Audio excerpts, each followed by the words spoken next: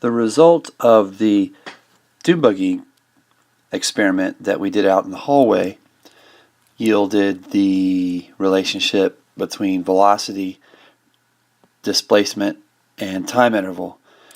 And in fact, we defined the slope of the x versus t graph to be the velocity. And so here you see the velocity, or the slope of the x versus t graph, is equal to the rise on that graph, which is the displacement, over the run on that graph, which is the time interval. Frequently, this relationship is expressed as v equals d over t, where d stands for distance or displacement and t stands for the time interval. One can use simple algebra to solve this equation for delta x, or the displacement, in terms of the velocity and the time interval. And likewise, one can solve this equation for the distance or displacement. One final algebraic maneuver will yield the time interval as equal to the displacement over the velocity. We will be using the equation for velocity and the iterations of that equation for displacement and time interval in some examples on our homework and in class. Let's revisit the term displacement from the previous YouTube video. Displacement, of course, is a change in position which can be calculated as a final position minus initial position. Mathematically, that's written as delta x, or displacement, is equal to final position minus initial position. And of course, this quantity can be negative or it can be positive. A similar term to displacement is the term distance, which answers the question how far. And this quantity can only be positive. Sometimes you could think of the distance as the absolute value of the displacement. Not all the time, but sometimes you can write distance is equal to the absolute value of delta x. An example where distance and displacement are different would be if you start in Anderson and drive to Greenville and then come back to your original starting position, then your displacement would be 0, but the distance that you traveled might be, say, 50 miles.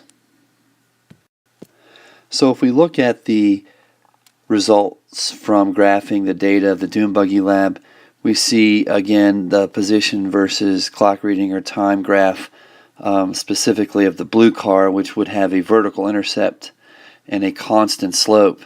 The analysis of the slope yields, obviously, that it's constant, but of course, if it's a constant slope, then we can calculate the rise over the run, which of course would be displacement in the vertical direction divided by the time interval in the horizontal direction.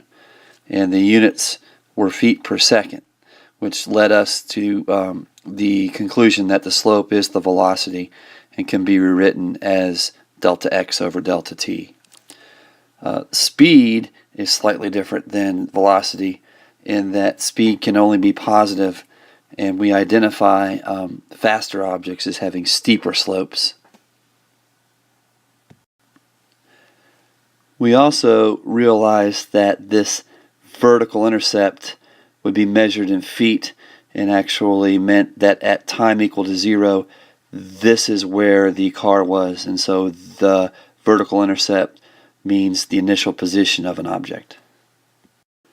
Suppose we had a green car in addition to the blue car that was moving fast in the positive direction and the red car that was moving slower in the negative direction. Suppose that we collected data for the green car that looked like this. And so as time progressed, the position of the green car did not move. Well, then what this slope of 0 means is that the green car is staying at the same position and not moving. The slope of this relationship is 0, and looking back at the meaning of the slope of a position versus time graph being the velocity, if the slope is 0, then the velocity is 0, and so that makes sense with what is going on in this picture. Suppose we had a velocity versus time graph. The blue car has a constant positive velocity that doesn't change. And if the velocity is constant or unchanging, then as time progresses, the velocity stays at the same value. If we drew the red car's velocity versus time graph, you can see that it also is a constant value as time progresses, but it has a negative value, and it is not as large a value as the blue car, so it's going slower in the negative direction. Imagine, if you will, that the dune buggy is dripping oil at a regular rate. Drip, drip, drip, drip, drip, while moving across the floor. One might ask, what would the drip pattern look like for a car that's moving with a constant velocity?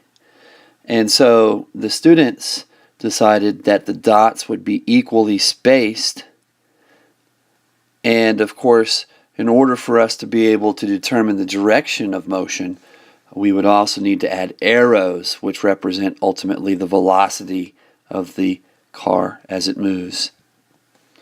Now, if a car were moving faster and still dripping at the same rate, drip, drip, drip, drip, it would cover more distance in the same increment of time, and so the dots would be further spaced, but still equally spaced because it's still a constant velocity motion.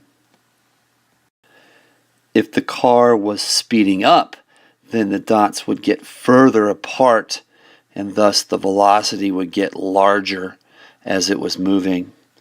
And if it were slowing down, then a car or the dots would be getting closer together, and the arrows representing the velocity would be getting smaller and smaller. And in fact, this dot here represents no motion. It's actually stopped moving from an initial velocity.